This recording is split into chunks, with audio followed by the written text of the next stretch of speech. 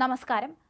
ലോകകപ്പ് സെമി ഫൈനലിൽ അർജന്റീനയോടേറ്റ നാടകീയ പരാജയത്തിനു പിന്നാലെ കളിക്കളത്തിന് പുറത്ത് നിയമപരവും രാഷ്ട്രീയവുമായ പുതിയ പോരാട്ടത്തിന് തിരികൊളുത്തിയിരിക്കുകയാണ് ഇംഗ്ലീഷ് കായിക ലോകം.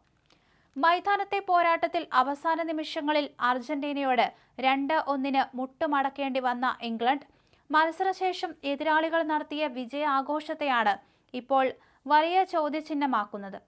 സെമിയിലെ പരാജയം സൃഷ്ടിച്ച നിരാശയ്ക്ക് നടുവിലും അർജന്റീന താരങ്ങളുടെ പെരുമാറ്റച്ചട്ട ലംഘനത്തിനെതിരെ ഫിഫയുടെ പടി കയറാൻ ഒരുങ്ങുകയാണ് ഇംഗ്ലീഷ് മാധ്യമങ്ങളും ആരാധക കൂട്ടായ്മകളും. മത്സരത്തിൽ അന്തിമ വിസിൽ മുഴങ്ങിയതിന് തൊട്ടു പിന്നാലെ അർജന്റീനിയൻ താരങ്ങൾ ഫോക്സ്ലാൻഡ് ദ്വീപിന്മേലുള്ള പരമാധികാരം അവകാശപ്പെട്ടുകൊണ്ടുള്ള വിവാദ ബാനറുമായി കളത്തിൽ വിജയാഘോഷം നടത്തി.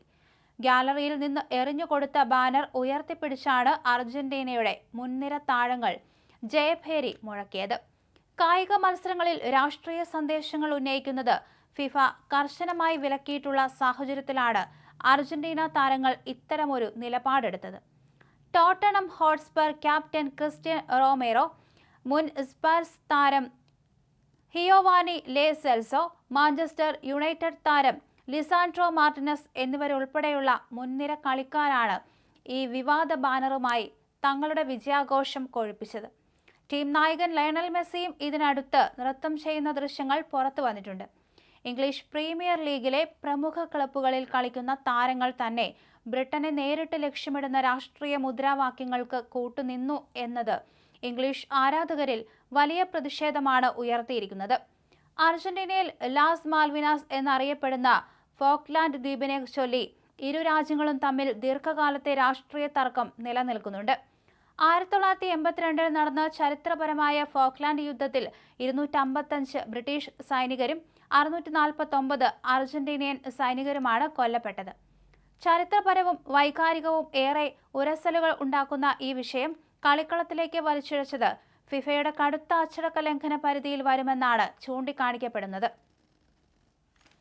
ഈ ലോകകപ്പിൽ രാഷ്ട്രീയ പ്രാധാന്യമുള്ള ബാനറുകളും പ്ലക്കാർഡുകളും സ്റ്റേഡിയത്തിൽ പ്രദർശിപ്പിക്കുന്നത് ഫിഫ നേരത്തെ തന്നെ വിലക്കിയിരുന്നു.